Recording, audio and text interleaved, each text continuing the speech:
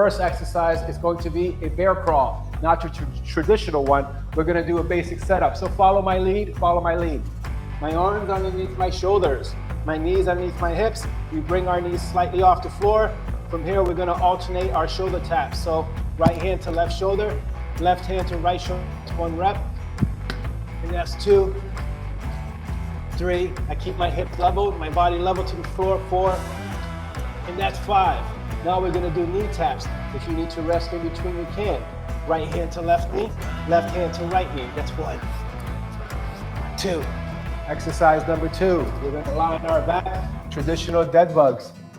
I'm gonna give you some Coach Julio pro tips. So from here, my knees are directly above my hips, my hands, arms directly above my shoulders. Watch my hand position, they're facing in. That's my pro tip. Right arm, left leg, fully extend, close to the floor, but don't touch.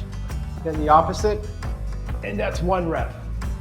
Inhale as I go back, exhale here, and that's 2 reps. Yes, there is some brain activity with this. And there's 3 reps. There's Coach Sing Sing. She's gonna check my form. If you wanna say hello, you can post it in the comments. 4. And in this position, again, notice my leg is close to the floor and my arm. Hey, hi, nice to see you. Thank you for checking my breathing. Watch my right arm. My right arm is hugging my body, and here's my bicep curl. From here, I curl. 1, that first one didn't count. 2, 3. Now with this arm, you can pretend you have a weight, and I roll. 10, 9, 8, 7, 6, 5. When we're doing these exercises, it's very important to know where you should not feel it. We should never feel our lower back, period. And we should never feel our joints in a bad way or in a negative way, like pain or discomfort, including our knees, shoulders, spine, elbows, and wrists. If you do, you want to stop and review the form.